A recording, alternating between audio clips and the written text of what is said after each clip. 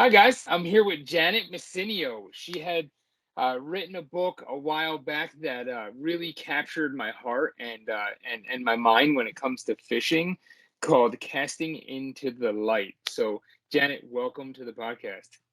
Thank you, Aaron. It's a Yes, pleasure to so be here. and I'm so happy to have you. I really am. I'm giddy. It's almost like I'm on the red carpet and I'm finally getting to meet the lady behind the movie I've been watching. You know. I have a saying. I tell people I'm just Janet Banana on the bunch. I'm That's not a better awesome. fisherman than anybody else. I just have that passion. Yeah, no, and I agree. I see that in you, and it shows in your book. And I mean, it shows in your Facebook posts, your Instagram posts. I mean, it shows all over you, and it's a great thing to connect with, and I'm sure a lot of people have connected with that over the years. No, Yeah, yeah. yeah. So, if you could, Janet, tell us a little bit about the book. I see it there propped up behind you there. What gave you the inspiration behind the book? What made you even want to start writing a book? Well, I never even aspired to be a writer. And I think it was in the early 90s, a magazine in Boston called New England Out of Doors Magazine came to me, and they asked me if I would write a column on taxidermy because I had just become a fish taxidermist. Hmm. And I said, well, I'm not a writer. But they said, well, could you try it? So I wrote a column once a month on taxidermy. And it turned out pretty successful. And then a little while after that, 1996, I think, On the Water magazine, which is now a very big publication, Oh they were yeah. just getting started. And they came to me and asked me to write. And once again, I said, well, I'm not a writer. But they said, well, you've been fishing on the vineyard a lot longer than most people. So I said, okay, I'll give it a whirl. And turned out to be very successful. People seemed to like my writing. And so I did that for about many, many years. And then I was in a writing group, and they inspired me. They said, you should put a book together. So I got some of my old articles and redid them, Hmm. and that was that was the bones of my book. And Okay. I would go to my writing group and I'd read what I wrote, and they said, but we want to hear more about you. Hmm. And I think, I don't really don't want to write about me, because I was trying to write about all that I've seen, like the Derby, the Yep. history of the Derby, and all the statistics. So I was writing about all these statistics. So they said, no, we want to hear more about you. So I said, all right. So I started from the beginning and put some of my life into it and how I became a fisherman. And that's how the book started. Yeah, and Janet, that I tell you, my youngest, my little one, she connects with the book also. It's one of them things to where she doesn't see a lot of women in the sport that we love, in fishing, and angling, period, especially surf casting. If you do see women out there, and it's nothing to shame anybody, but it's bikinis, and how pretty can you look on a boat, and it's not really down to the nitty gritty to where she sees her dad doing, his surf casting, fishing, boating, all that. And Right. when she saw the cover of your book for the first time, she's like, "Is that a woman on the cover?" And I said, "Oh yeah, come here, real quick, sit down, let's." And that opened the book again to, like, her mind was blown and thinking that, wow, a woman can actually do all of this. And I mean, over the years, you had to deal with adversity, I'm sure, with that. I mean, can you tell the listeners a little bit about your beginning in surf casting and what you dealt with, being a woman in the field? Yeah. They didn't make any clothing for women. Now I see women holding fish. The Hmm. weight is fit. My weight is now fit me. But, they look so beautiful, but none of the clothing was aimed towards women. Right. So everything that I had was men's, and I'm 5'1" Mm. and weigh a little bit more than 100 pounds. So I Hmm. was, pretty bulked up most of the time. Oh And, yeah. as far as being on the beach, as you know, striped bass are basically nocturnal. I mean, you can catch striped bass in the daytime, but that striped bass just took my heart. And so I knew if I wanted to fish, I had to wander around in the night. And, the guys looked at me like, what are you doing here? Right. Sorry, Lily. That's my dog barking. And, It's okay. even this was in the 70s, in the mid 70s, they didn't want to have anything to do with me. Wow. So I learned early on not to go up to the fishermen and ask questions. I just sort of lurked in the a little bit in the distance Yeah, in and the shadows. observed. Right. And then in 1977, I think, I got a mentor, a wonderful man, Portuguese, bait fisherman basically, but he had won a lot of derbies. He took me under his wing and just taught me, because I took me the longest time to tie a knot. When I Right. was teaching, that was the first thing I taught, how to tie a knot, because I can't tell you how many fish I lost because I couldn't tie a knot. Mm-hmm. But he taught me all the basics. We made our own leaders, and he helped me, but he made me do everything myself. Right.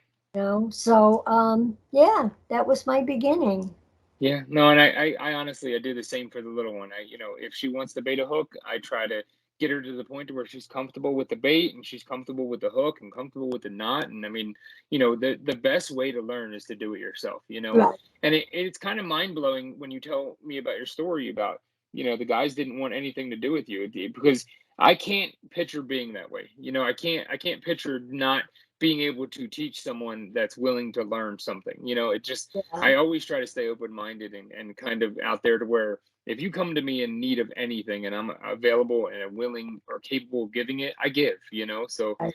that you must have dealt with so much. I mean, trying to figure out the spots and the tides and the time and the freaking currents and not only the knots, but I mean, goodness, man. Well, you got to remember too, there was no internet in those days.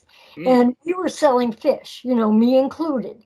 And so the secretiveness, because when you found a pot of striped bass, you didn't want anybody to know because you right. wanted to get them to market while the price was still up. Because Hmm. we had big bass back in those days. We could go on the shore.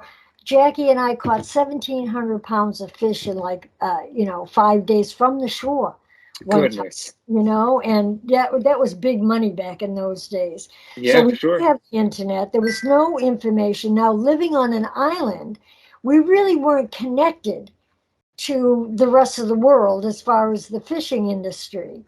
Right. I learned a lot when I read, was it Dick Russell when he wrote Striper Wars? So So he, I actually have heard about this, and yeah, there's like a to read book list that I have, and I yeah, believe that's one of them on there. yeah. So when I read that, because he wrote that about the 70s, so I was isolated here on the island. So when I read that, it was like, oh, that's what was going on. We Right. didn't have that connection of, and so, when the striped bass started to decline in the late 80s, early 90s, Mm-hmm. we had no idea what was going on. We were like, we didn't know it was pollution, it was overfishing. There's another great book called, if you're dealing with anything in the ocean, it's called The Most Important Fish of the Sea by Bruce Franklin, and I it's don't all know if you about the can menhaden. I don't know if you And can see me writing this down right now, yeah, The but Most Important Fish of the Sea by Bruce Franklin. And it's all about the menhaden. And what was happening is they were in the Chesapeake Bay area, they were taking millions of tons of menhaden, and we lost all, we call them bunker, and hmm. we lost all our bunker. And that's what keeps the striped bass, that sustains the striped bass. Right. So it was that disconnect of not really knowing what was going on in the rest of the world. I mean, it sounds weird now because we have the internet and we're all so connected, and Sure. it really wasn't in the 70s, wasn't really that long ago. It was, yeah, I guess that was a long time No, ago. no. I mean, honestly, no. I mean, I hear stories, and it doesn't surprise me. I almost like fantasize of being back in that day to where, or even in that time period to where, I listened to this one surfcaster, and he was telling a story how I think it was in the 80s. There was a blizzard, and it was on the island in Montauk. And he said that the only way to reach his friends was through a payphone on the mainland, and it was like it was blowing my mind, and I'm like, oh my god, how nice that must have been, and how important you must have felt being at that spot at the right time, right tide, and knowing no one else can figure this out unless you let it out, you know? Right, I mean, it's right. just not like that anymore, you know? No, it's not like that anymore. You know, at one point we had CB radios on Chappie. Yeah, yeah, That was communication. for sure. Yeah, you know Uh, that would. I'm looking forward to hearing the chirp from your friends over the CB that the stripers are on the beach. I mean, God, I could only dream of that time. You know? well, they wouldn't tell you. No, No, they wouldn't tell you. No. no, it No, was a big only secret on the close island. friends would. You know, we had to make sure nobody knew what channel we were on because Yeah, we didn't want anybody to know. I know now it's like, you know, the Cape Cod Canal. It's crazy over there. You know, with the cell phones, as soon as the fish showed up, everybody's on the cell phone and that place becomes a zoo. No, you yeah, know, it just seems like I shouldn't say nobody. A lot of guys now don't want to go fishing. They want to catch. right. You know, we had to learn how to go fishing. We had to, like you're saying, we had to, you know, read the water, know our tides, the wind, you know, because we had to figure it out. Where are these fish? And that's, I think that's what my book is about too. It's not the catching, it's the hunt. Yes, That's what ma'am. I love, the hunt. Yes, ma'am. And that's something that literally drew me in because, in prior podcasts, I've always told the old host or one of my old friends was that I would love the science behind fishing, right? I would love, when I went out the first time, there was nothing biting, but I documented everything and I logged everything, and I could look back the next time I went out and figured out why, when, and where was off, so I could be more successful the next time out, and I got so addicted to being able to kind of target in on these times and tides to Yeah, where that's all I was chasing anymore. I was just really chasing the knowledge of knowing that I could figure it out. I could go down, I could take that drive from South Jersey 4, 5, 6 hours up north to you guys, and I would land there and not waste that entire drive for nothing. I would right. put all that science and planning together and make it happen. Right, exactly. New moon in June, you know. Yeah, when I'm not guiding anymore. I did it for 10 years and I was doing workshops. And the first thing I would tell people is keep a log. Yep, Just it could be very simple. Went to, North Neck. The tide was doing this. The wind was, even if you caught nothing, it's information. for sure. Oh yeah. I mean, you can always look back and see how, for me, I look back and I see how it was different the year past, for especially up north, not so much down south here, but up north when, you have spot runs and you have bunker runs and, peanut bunker and you got herring. I mean, there's so many different species that run and migrate to where, say 2020, they came through and they were so thick. And then 2021, they were 3 miles off and, Right, the bass didn't come in on the beaches. So, all of that was like a draw to me to figure out, okay, well, what was going on in the past year from this year to where the bait didn't come in close enough to where right, surf carriers weren't doing as well, but boaters were doing better. So the right. log is so important. It really is. I ditto you on that one for sure. And we're still, I'm still trying to figure it out. We used to have so much mackerel. I could Mm, go at the end of the jetty and fill a bucket with mackerel with a little tiny cast master. Now we very rarely see like little tinker mackerel. We yeah. get the big Atlantic mackerel in the fall. Hmm. And the bunker is starting to come back. If you read that book, The Most Important Fish of the Sea, you'll see that they've shut down a lot of those factory trawlers that took all those billions of pounds of bunker, and Oh we're yeah. starting to get some bunker, and that's a good thing. But Oh the big yes. changes. I think that's one of the exciting things about fishing is you can never ever really figure it out. As soon as you think you figure it out, it changes really. Yeah, yeah, for sure. And I think that's part of the draw for me is just, it's always different and the hunt always continues. It's there's always, the hunt is there for me. I mean, it's just because every time again I go to my log and I'm like, okay, well, 2021 super similar to 2022. I got this. I know the snook are going to be at the bridge and they're going to be on this tide. Well, guess what? I go and I catch nothing. Or they're there, but the weeds are so heavy that night to where I'm like, Oh, oh, well, there's oh, I there's the hate that. duration, there's the change in the plan for me. But Janet, what? I had a night last week. Can I tell you a little story? Please, yeah, I was please. fishing with this Asian guy. His name is Young, and he's from New Jersey, but he's Okay. kind of new to the island. So I took him up to one of my secret spots, and we call it the creek, and Mm-hmm. we were slinging eels. And we went up a couple of weeks ago, and he got his very best, a 36-inch striped bass, but he had to throw it back because we Right. have a slot limit now in Massachusetts, either 28 inches, and if it's over 35. So Right. then, the tide came around again, and I said, Young, you want to go back up there? So we brought some eels up, and these eels, I landed a 24-incher. And then after that, the bass kept picking up the eel. You'd open your bail, they'd take a run, you'd close your bail, and, we're letting them run long enough, and you'd Yep. feel the bait, and then they'd spit it. That happened for 2 hours. Poor Young was going, what am I doing wrong? I said, Oh this God. is called eating humble pie. The fish there, they're there, we know they're there, but we can't bloody catch them. And Right. that, hey, it happens. Oh yeah. Oh yeah. So Well, so it's just circle to hooks too. A friend of oh mine of said if course. you were Yeah, no, of using course. J hooks, you probably would have got them, but it's Yeah. illegal. Yeah. Yeah. I've had there was a time in the past, I want to say about maybe 10 years ago now, and in the Mullica River, we get a spawn run, right? These bass go up in there, they go so thick early in the spring. And Is that you know, Florida? no, this is in New Jersey Oh, about New 10 Jersey. years ago, right? So almost about, I want to say it's South Jersey, but it's more towards like our northern end of South Jersey. So if that even makes any sense to you, it's not so much Atlantic City, Ocean City, but it's moving up north. And it's one of these tidal creeks that run up, and the bass spawn so heavy in there. And I'm there a little early, white perch fishing with bloodworms and Ooh, grass shrimp, and I'm not even really targeting bass at this time. The bass come in so thick. The night falls, there's no moon. I hear things blowing up on the surface, and I'm like, it can only be one friggin' thing, like, oh my God, I can't believe I figured this out. Well, it's the same exact thing. I had right, nothing in my tackle box that would make these females bite because they were up there with one thing in mind, and that was it.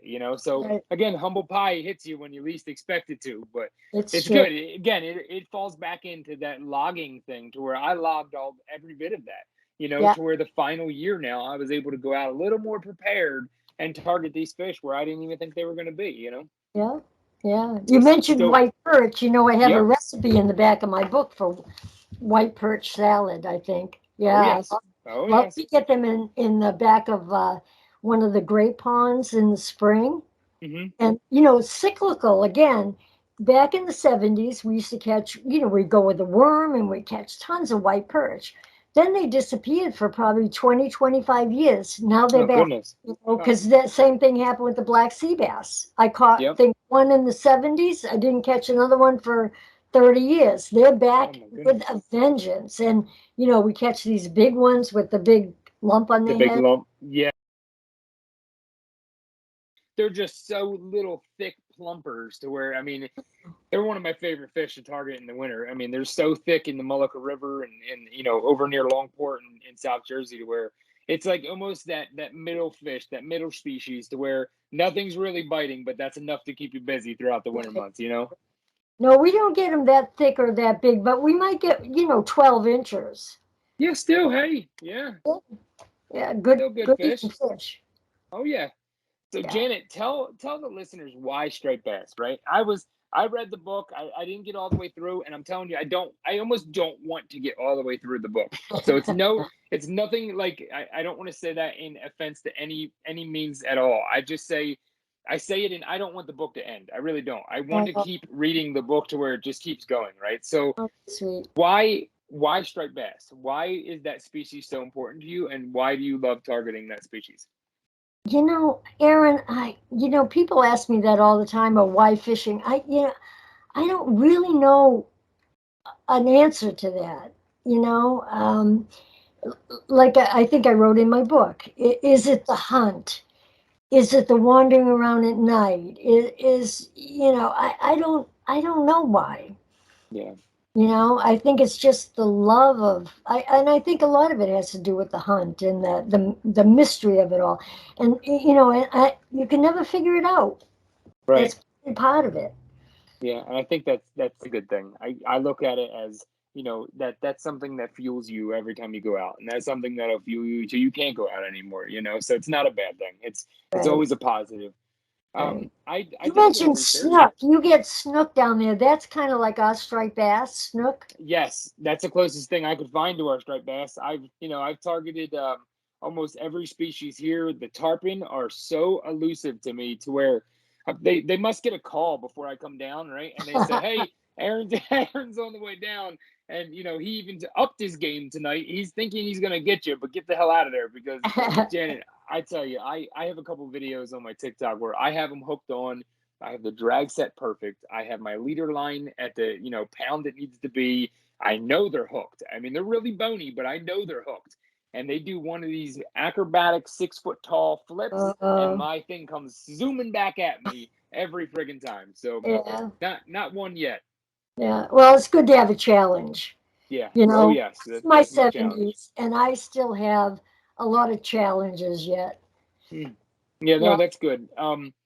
So talk about a challenge. How was being on the board? Now, would you call yourself a board director or a trustee for the Derby? I mean, was that something that you were on for many years, or are you still on the board for yeah. the Derby? I've been on the Derby committee for probably over 30 years. I'm one of their, I've been around for a while, and I've been on every, board of directors. Mm-hmm. Ed Jerome was the president, was trying to talk me into being a president or chairperson at one point. But Yeah. I was a corporate member for most of the time, and now I've dropped off the corporate only because I feel like I can't contribute as much as I used to as far Okay. as let the young kids do it now. Yeah. After 30 years, sometimes it's time to step back a little bit.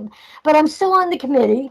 Okay. I've tried to get off, but they won't let me. They say, I we wouldn't need either. you for your memory. And then they ask me Right. a question. I go, oh, I don't remember.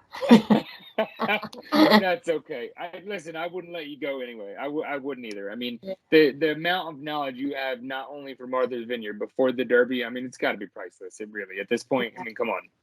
Well, the main thing of the committee is we donate we've donated hundreds of thousands of dollars in scholarship money to the local high school. And I didn't that's know really that. oh, that's our main purpose. Wow, Every that's year really amazing. yeah, we do one of the biggest scholarships. I can't remember what we over $30,000 a year, I think.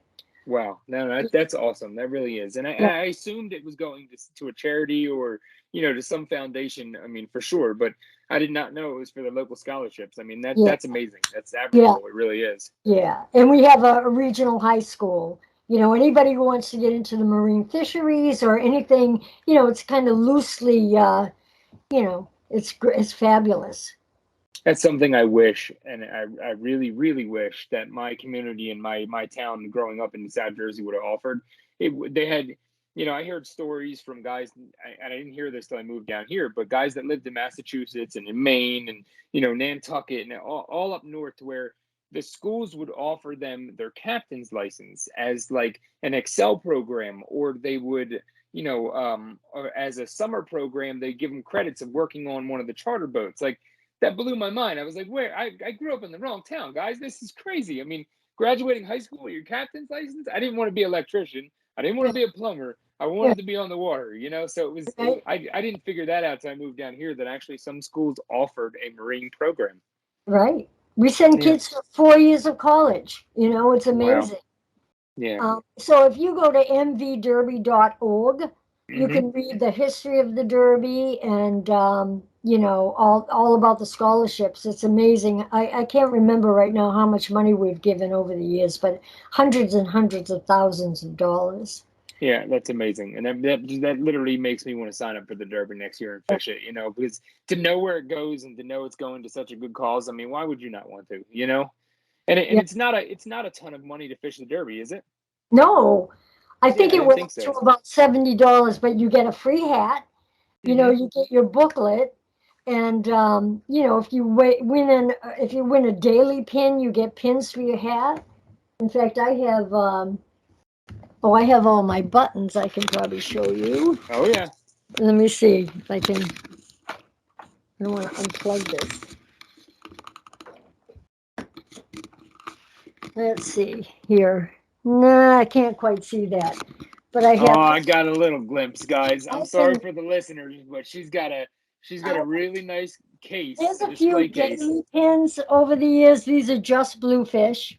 So if Oh, you weigh in the biggest fish for the day, and some people just want a pin, right. pin for their hat. These are Yep. just bluefish pins. I have a whole pile of striped bass and algae pins. And then let me just see if I can take this down. Okay, I got it. These are my buttons. Oh, you're It's amazing my for taking that 45th down. Derby. I'm number 67. So you That's get a button amazing. for your hat. Yeah.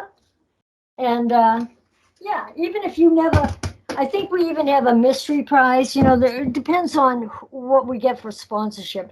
And for kids, the first week of the Derby, we have a kids' Derby.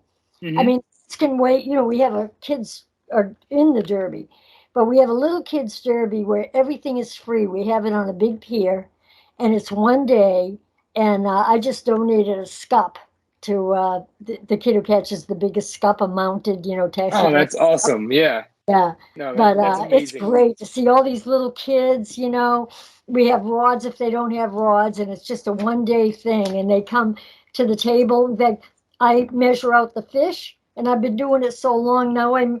Measure a fish, and I look up, and I weighed in the father's fish when he was a little kid. Oh been, man. a, been around for a long time. Yeah, Generational. Yeah, generation. no, that's amazing. And I so wish we had more time to get into the Yeah. taxidermy. I mean, the life that you've lived and the life you're living, it's just amazing. I mean, really, Janet. I mean, I can't wait to move back north to be closer, to be able to hopefully be able to fish with you one day. Hopefully, be able to have Oh, a I mount would made by love you. I mean, that. I have a go little ahead. shack out in back of my house. It's the fisherman's shack, and you have a bed if you come. I would love that, and I Promise. seriously am going to hold you to it. Well, No. my message is, who would have thunk? I'm a fisherman. I was a waitress, and because I followed my passion, I became a taxidermist, a writer, an author. I mean, my life has become so full. So that's I think the whole message of my book. Whatever your passion is, just stick to it, and you never ever know what's going to happen.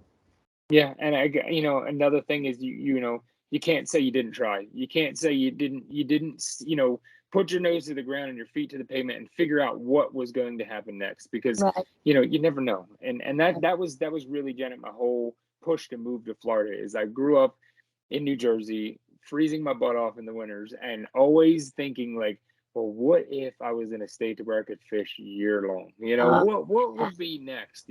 So that was the whole push behind me coming, is you just never know until you do it. So yeah. I would love to leave this podcast off with an ending of no regrets, guys. If you're listening and watching this, if you have a dream, if you have an idea and you want to try it, I mean, what's stopping you but you?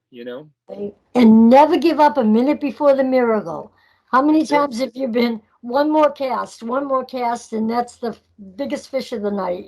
Right. Oh yes. Oh Just got to yes. keep If I want to going. just push through one more hour, I mean, Yeah. God only knows. Yeah, It could Janet, be a it's been a problem. pleasure talking to you. It really has. And You too, Aaron. where can the viewers and the listeners find you? If you want to put your socials out, I'll tag everything in the bottom of the podcast. But if you want to give a shout out to where they can find you. Yeah, I'm not big on Instagram. I have a Facebook page. They can buy my book in usually any bookstore or Hmm. on Amazon. And yeah, I should start doing more Instagram, I suppose. Hey, listen, it's okay. You're just getting with the times. Times are Yeah. changing, They and seem to hey, find me. How did you find me? I mean, people seem to find me. How see, I don't get yep. it. And before we end this, I found you. A good friend of mine fishes up north. He fishes around Cape Cod area a lot, and I believe you guys were friends. And he had posted a picture of, I think it was an early thing of you were coming out with the book. I don't even think the book was out yet. It was just an idea at that point. And I started really digging in and following you and some of the people you follow, and Then I was on the waiting list for that damn thing. I really was. I couldn't wait Well, for that thing to drop. but I spoke in New Jersey, and my writing group said my book wasn't together then. They said you got to let people know you have a book. So we were calling it The Lure of the Surf. And Mm. so I went to New Jersey. I handed out all these little pamphlets saying The Lure of the Surf. Well, I got picked up by the vice president and senior editor of Knopf. She's the one Okay. who took me under her wing and helped me to Yeah. create this beautiful book. She said she hated the title. She said, off the table, off the table, Oh, the Lure of the Surf. Well, it would bring me a smaller audience, only fishermen. So right. casting into the light has given me a bigger audience. She A, was a right. broader a broader cast A for sure. broader. Yeah. She was right. I fought her every step of the way, but she was right about everything. Yeah. No, that she was for sure. And Yeah. Janet, it's a pleasure. It really has been. Thank you, And thank Aaron. you for coming on. Thanks. And if you ever get this way, let me know. Janet, I'm gonna hold you to that because All I'm right. I coming. love fishing. I'm coming. All right. No, We'll it'd be do it. amazing, Janet. Thank you so much. Thank you.